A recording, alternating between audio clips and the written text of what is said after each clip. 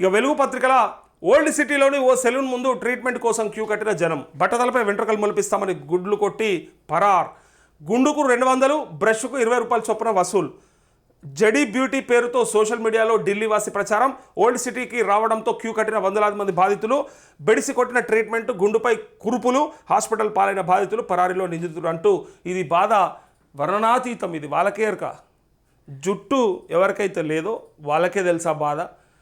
ఇక అరే ఏమున్నది, జుట్టు ఉంటే ఏంది పోతే ఏంది అని వట్టోడు మస్తుగా చెప్తాడు. ఎందుకంటే ఉన్నోనికి ఏదంటారు కదా, ఎంటికలు ఉన్నమ్మ కొప్పేసినా మంచిగా ఉంటుంది, షికేసినా మంచిగా ఉంటుంది అన్నట్టు వాళ్ళకేం బాధ ఉండదు. అది కానీ లేని వాళ్ళకే తెలుస్తుంది దాని నొప్పి. అందుకే ఇంకా పెళ్లి కాని వాళ్ళకి ఇంకా బాధ అవుతుంది. పెళ్ళైనా ఇంకా పోయేదా కూడా ఏమనిపించదు, సరే పోతే పోయినా ఇక ఉన్న కాడికి ఎట్లుంటే అట్లా నిలదీస్తారు. కానీ పెళ్ళికి ముందు కనుక జుట్టు సరిగ్గా లేకపోతే ఆ బాధ ఆ లేని వాళ్ళని అడుగురి చెప్తాడు.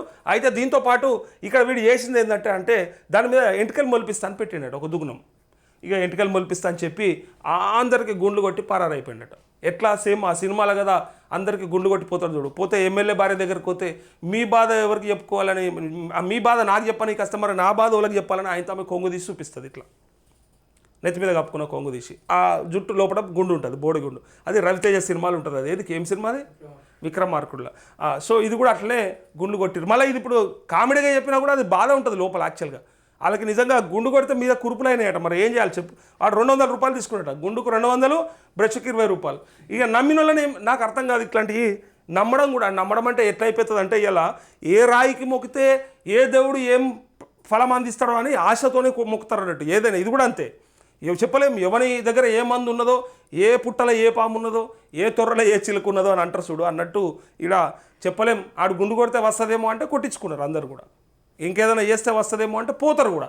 అట్లనే సేమ్ ఇప్పుడు మనం కూడా కొంతమంది ఏదైనా ఇంట్లో అంటే ఏదైనా రోగం వచ్చి ఏదైనా ఇబ్బందులు పడి ఏదైనా సమస్యలు ఉంటే, అరే ఇట్లా కాదమ్మా, గడగా చెట్టు కింద గాడ ఉంటుంది, ఓ ముడుపు కట్టుకో, లేకపోతే గిడ రాయి ఉంటుంది మొక్కిరాపో, లేకపోతే గడ చిన్న దావత్ చేయాలి అయిపోతుంది అని ఇట్లా ఎవరెవరో చెప్తుంటారు కదా.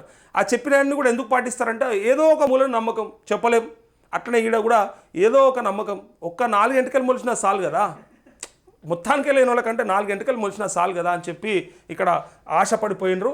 ఇది సేమ్ స్వామీజీలు బాబాలు లెక్కన అయిపోయాయి, మోసం అయిపోయారు. అందుకే వాళ్ళకి ఆ ట్రీట్మెంట్ మీద ఆ ట్రీట్మెంట్ చేయంగా గుండు మీద కురుపులు వచ్చినట్ట. ఓ అది అంటారు కదా, అసలు కొండ నాలుకకు మంది వేస్తే ఉన్న నాలుక ఊసిపోయినట్టుగా ఇలా ఇంకా వేరే సమస్యలతోని ఇబ్బందులు పడతా ఉన్నారు.